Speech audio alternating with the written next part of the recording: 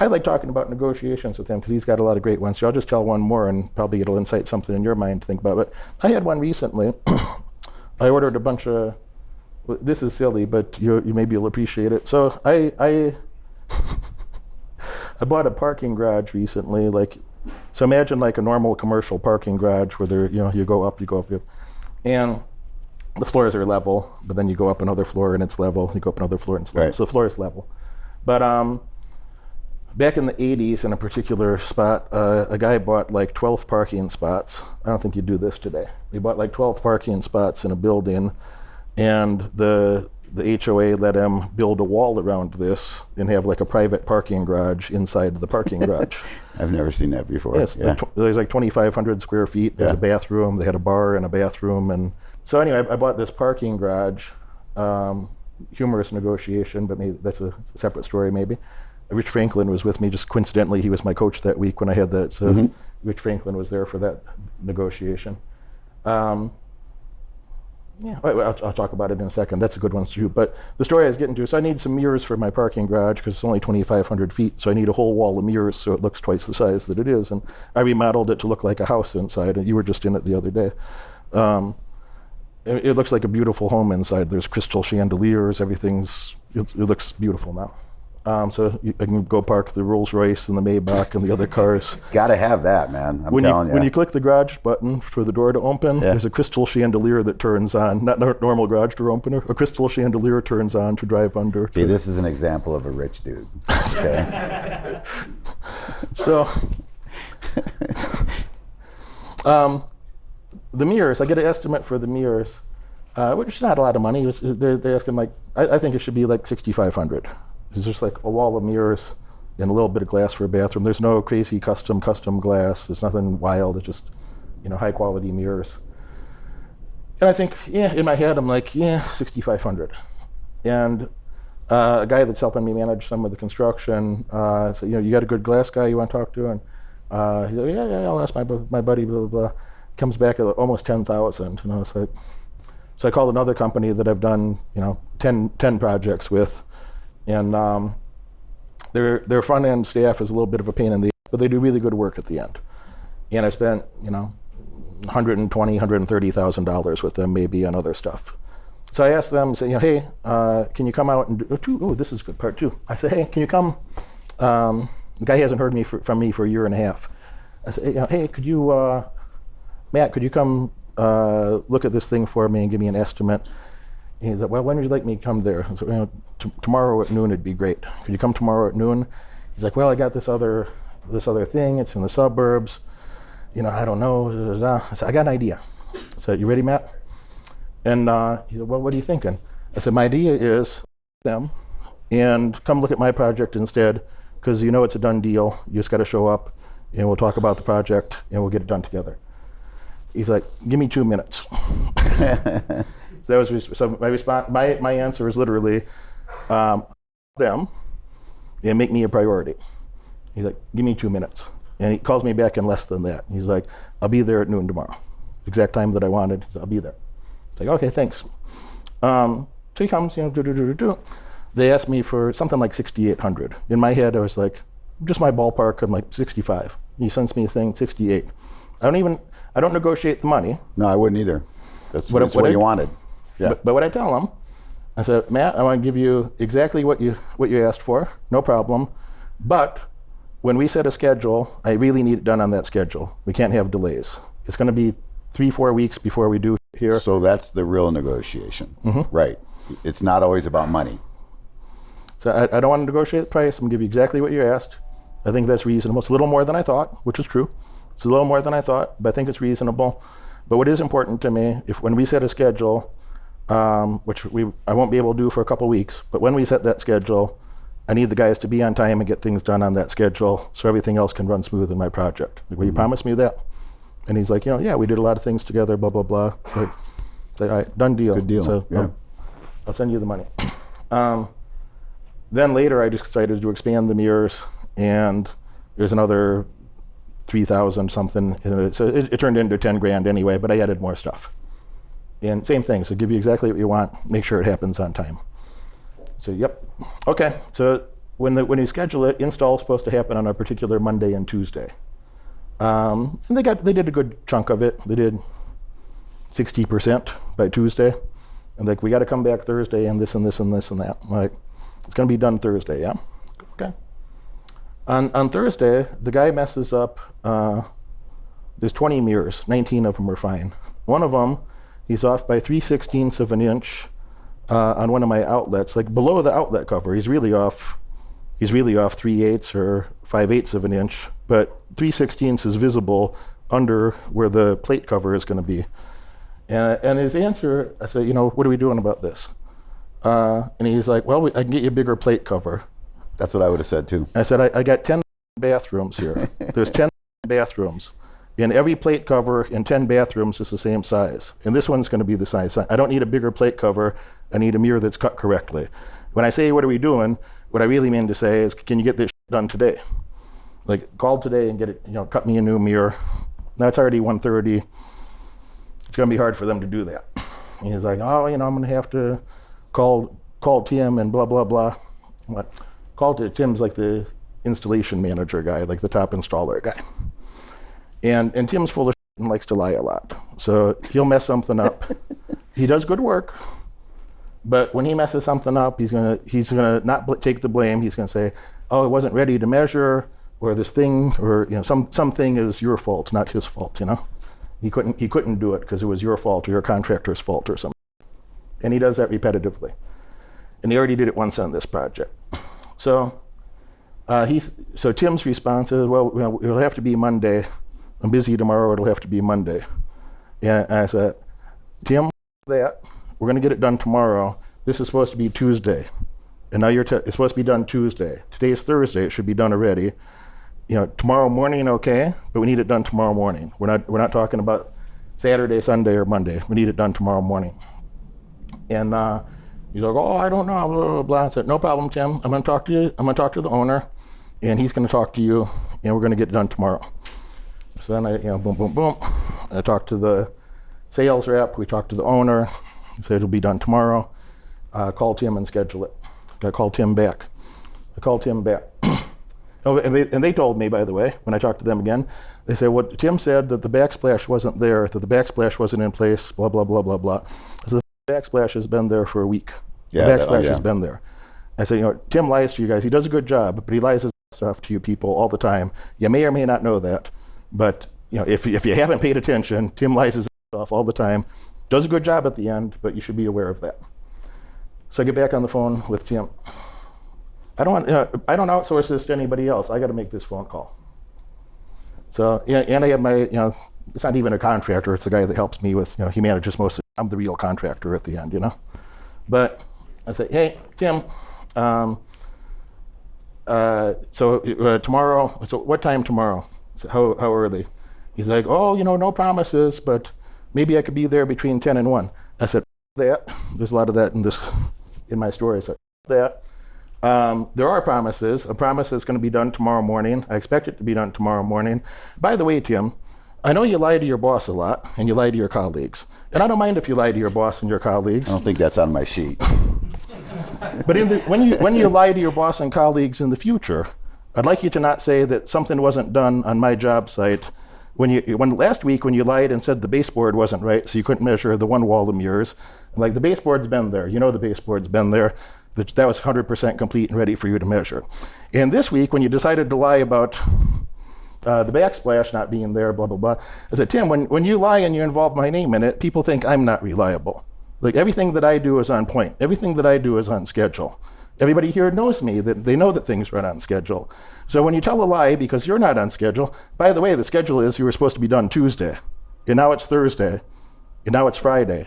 So just don't involve my name in your lies. He's like, I'll see you tomorrow by 10 a.m. You don't even deny being a liar. I'm feeling kind of bad for Tim, by the way. He made zero effort. Yeah. The guy's like 50 years old. Think about some of those things that when I don't want to negotiate the price. I don't need the thing for $6,500, or I don't need to be. They gave me a good price. They gave me a price that they would give a contractor, not a normal person price. And I'm like, all right, but you promised me the will be installed on time, right? And then when something comes up, then there's recourse that you can go back and It's not always fix about it. the money, though. You know, I love it. I it's- think it's the biggest hole in negotiation. It- So many people absolutely. are fixated on money. 100%. All the time, Reed, I give them the money they ask for. I say, hey, I'll give you exactly what you're asking for, but would you mind doing these 1 or 2 extra things? Right. That's why, by the way, you never be first to split the difference. Always let them do it, because then you can split the difference. Right? He says 1,000, and I say 2,000. He says, let's split the difference, and it's 1,500. And I'll say, I'll tell you what, I'll do it, but let's split it out. Let's do 1,750. Right? So that's just a real basic thing that I've learned, is never be the guy to offer that. Always be the second, and the guy receiving it. And it's not always about the money. Like a lot of times, like more than not, it's not about the money. Depends on who you're dealing with too. Obviously, when you're buying a car, it's all about the money to them, because that's how they live. So, but let me tell you one thing you don't do when you negotiate. I've learned this from these guys that fight for us. Never negotiate with yourself, because you will always lose. And I'm going to tell you a quick story. So I'm talking to him about a month ago about some stuff we're doing with athletes. And I call him and I said, hey, I can get that guy there at 10 o'clock. He says, no, I have an appointment to work out. A lot of people in my position would be like, what the is he talking about? Right? Why? This workout is not as important as what we're trying to do here. But I said to myself, good for him. You cannot negotiate like that with yourself. You'll always lose. If I say to myself, I can work out tomorrow, I can do that tomorrow, I will always do it tomorrow. So I don't give myself I drove 9 hours yesterday to get here from California. I worked out today, and I said to myself, if I don't work out, I can't go do this tonight. That's how bad I'm going to feel. I'm glad you worked out. Yeah, I worked out. I feel great, but I forget about that before I work out. I forget about how great I'm going to feel afterwards, And you watch these fighters train. I mean, it's 3 times a day for months, cutting weight. There's no negotiation. These guys come in. I never see them miss. I never see them make excuses. These guys never say, I would have beat that guy, but my knee hurt. I never hear that. The champions. Yeah. And I hear plenty of excuses from some of the other ones. Well, of course, because there's always that level of people that you're dealing with. But one of the rules I have in my work, in my life, is that I'm not going to negotiate things with myself, because I know I'll lose. So I make standards, and I make standards for my staff, and I don't negotiate those. There are things they can do, and there are things they can't do, and they're very clear on it. And if you're going to lead, I remember I had a SEAL. There was a SEAL that used to executive protect some of the executives that owned us before, and he told me a couple things that were interesting. One thing he said is that when he was in the SEALs, some guy asked the lieutenant, I guess the lieutenant's who runs the squad, why do you make us make our beds? Which I do every morning, by the way. And he said, because if you can't do the simple, how the you're ever going to do the complex stuff? So that's how I look at life. Like the simple stuff I just have to do. The other thing he said is that when you go into a place, there's no command. You take command. Like, I had a guy offer me a job that was replacing somebody, and he said, well, you're going to do his role. I'm like, I don't want to do that. You fired him. I don't want to do his role. He obviously wasn't doing it right. I'll do it my way, So when you are in a situation where you're leading people, A, you got to lead by example. B, you got to do exactly what you're telling them to do. You have to do yourself. I get into work every morning at 6 a.m. I beat all my staff there every day. And I don't know why I do it. I think I do it to show them that I'm 68 and I can still outwork you. Because at the end of the day, I started selling appliances That's how I got my start. And I started selling appliances. A guy from a real estate company came in and said, "You're a good salesman. Why don't you sell real estate?" He said, "I'll hire you. Go get your license." Got my license, was out there all the time in the sales office. His dad had retired. He was 80. The guy that started this huge corporation, he had built 12,000 houses. And he'd come in and say, "Call your wife and tell her you're going to be late."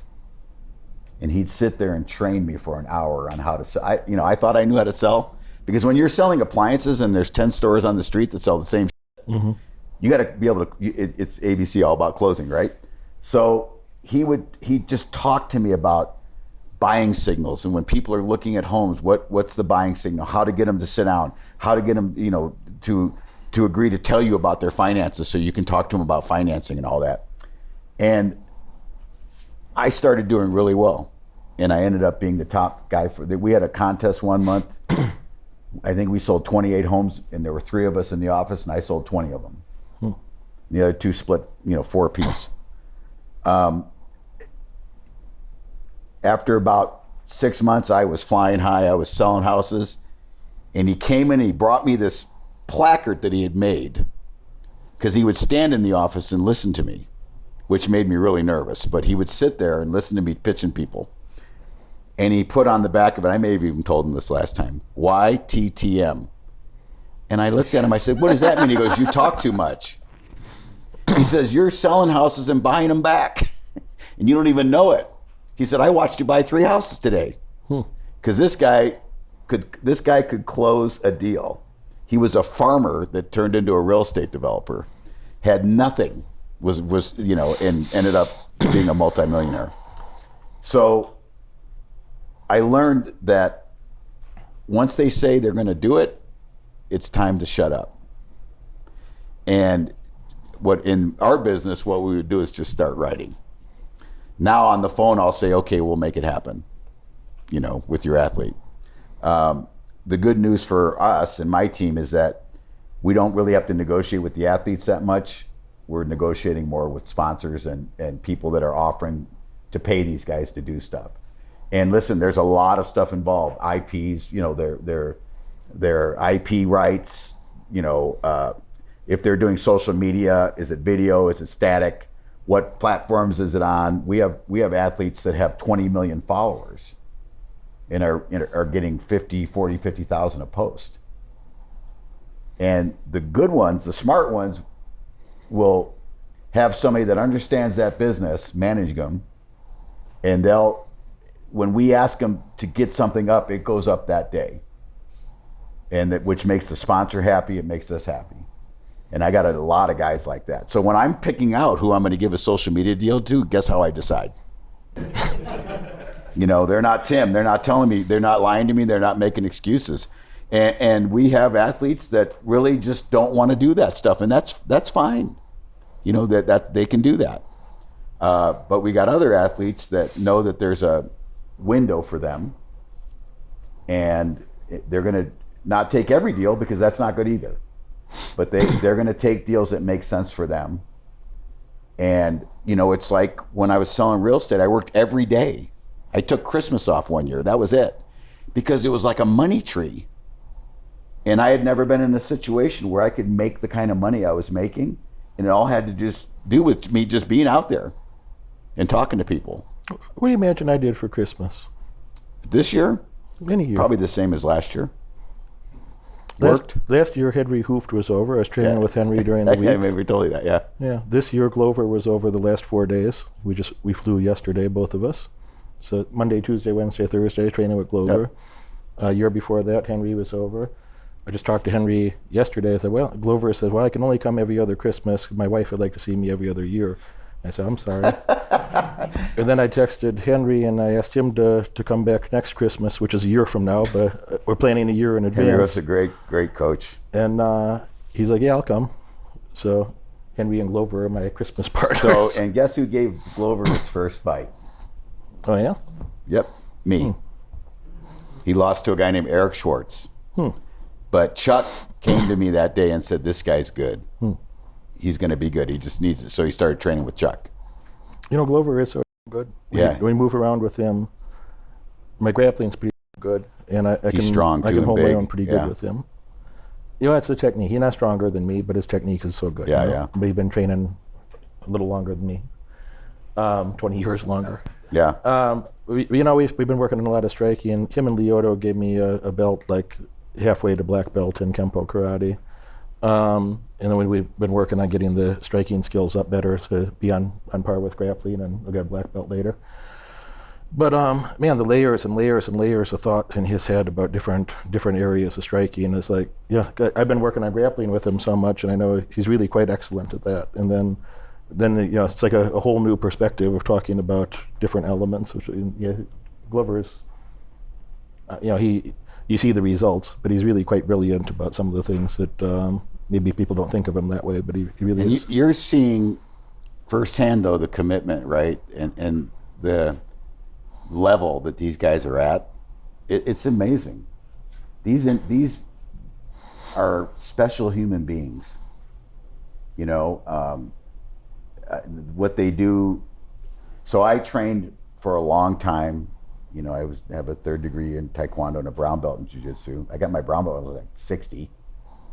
And I watch what they do, and I can't figure it out. How do they go for 15 or 25 minutes doing this? I don't know. They are the best athletes in the entire world.